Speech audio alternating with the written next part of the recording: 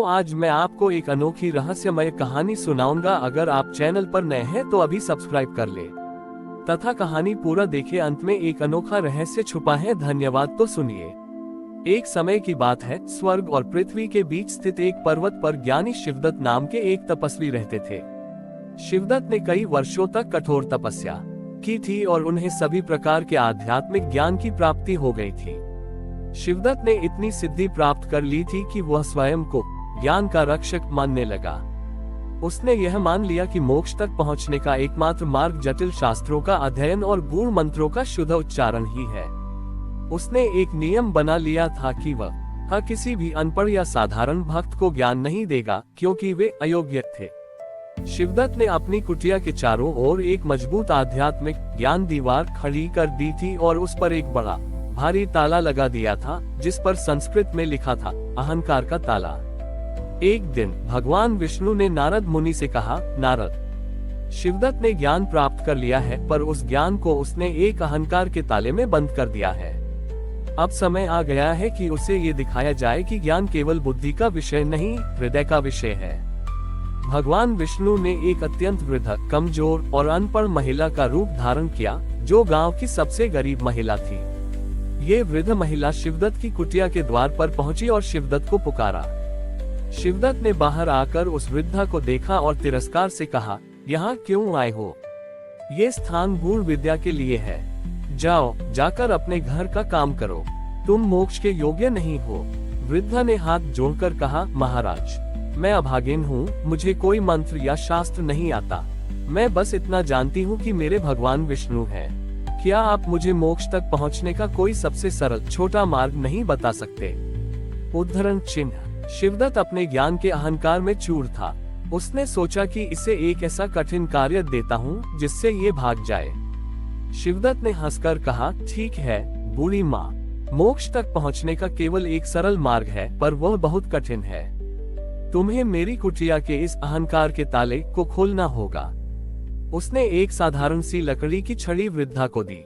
छड़ी पर कोई मंत्र नहीं लिखा था, पर शिवदत्त ने वृद्धा से झूठ बोला, इस छड़ी पर मैंने एक गुप्त बीज मंत्र लिखा है।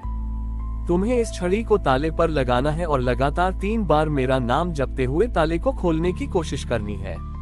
शिवदत्त ने सोचा कि वृद्धा को मंत्र तो याद रहेगा नहीं और मेरा नाम जपने से ताला कभी नहीं खुलेगा। वृद्धा ने वह छड़ी ले ली। उसने अपने कमजोर हाथों में उस छड़ी को पकड़ा, ताले पर लगाया और आंखें बंद कर ली। उसने शिवदत्त का नाम नहीं जपा, क्योंकि उसका हृदय केवल एक नाम जानता था। वृद्धा ने पूरी श्रद्धा और प्रेम से जपना शुरू किया, विष्णु विष्णु विष्णु। जैसे ही वृद्धा ने पूर्ण प्रेम से 3वीं बार विष्णु नाम का उच्चारण किया, अहंकार का ताला चट से टूट गया। शिवदत्त ये देखकर स्तब्ध रह गया। उसकी वर्षों की सिद्धि, उसका ज्ञान और उसके अहंकार का ताला एक अनपढ़ वृद्धा के 3 बार के सरल नाम जप से टूट गया था। तभी वृद्धा ने अपना रूप बदला और स्वयं भगवान विष्णु अपने चतुर्भुज रूप में प्रकट हुए।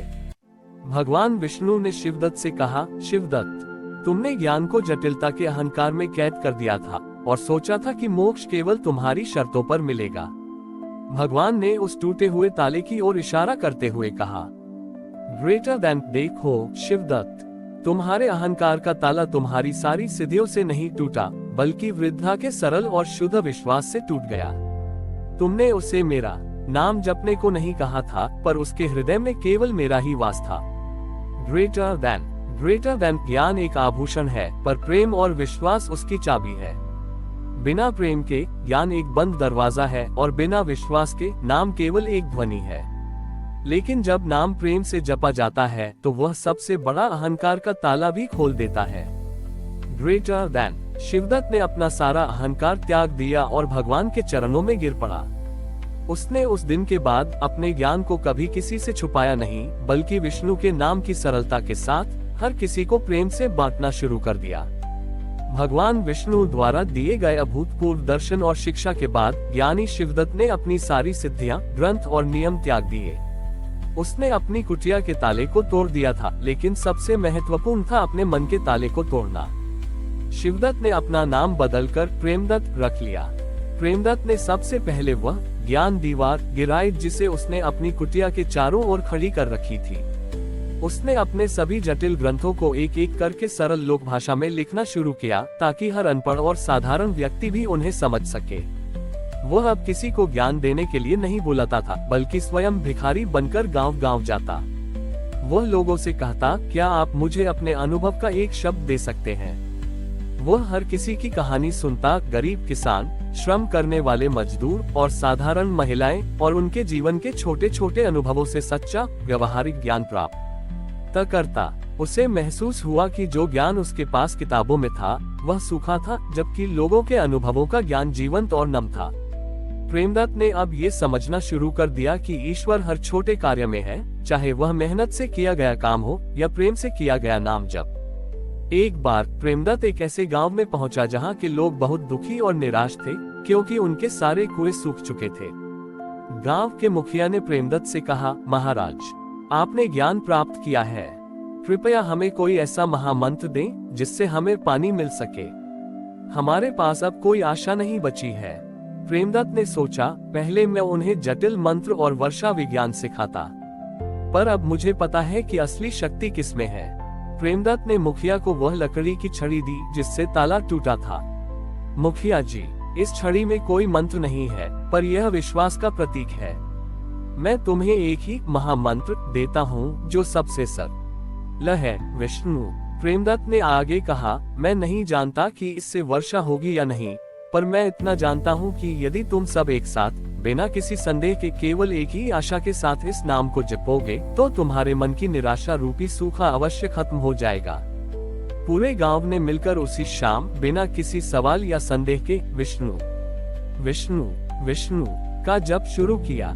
वे घंटों तक जपते रहे और उनका सामूहिक विश्वास इतना प्रबल हुआ कि न केवल उनके मन की निराशा दूर हुई, बल्कि उस रात आकाश से मूसलाधार वर्षा हुई और उनके सूखे कुएं भर गए।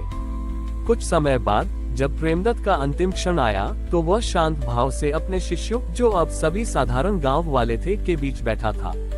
तभी भगवान विष्णु के पार्षद आए और उन्होंने प्रेमदत्त से कहा, गुरुदेव, अब आप बैकुंठ चलिए, आपका ज्ञान का ताला हमेशा के लिए खुला है।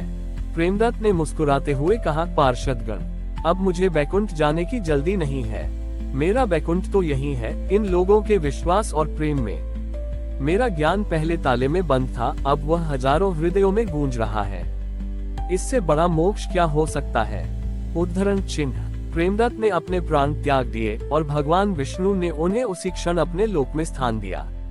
इस प्रकार शिवदत्त ने सिद्ध किया कि सच्चा ज्ञान पुस्तकों में नहीं बल्कि सादगी में है, और सबसे बड़ा तप जटिल मंत्रों का उच्चारण नहीं बल्कि विष्णु के नाम को शुद्ध प्रेम और बिना संदेह के जपने में है। हमारी और भी आध्यात्मिक एवं अनोखी कहानियां देखने के लिए हमारे चैनल पर जाएं तथा धार्मिक एवं पौराणिक अनोखी कहानियां हमारे चैनल पर है। कृपया जाके देखें तथा हमारे चैनल को सब्सक्राइब करके रखें और वीडियो लाइक जरूर करें। धन्यवाद।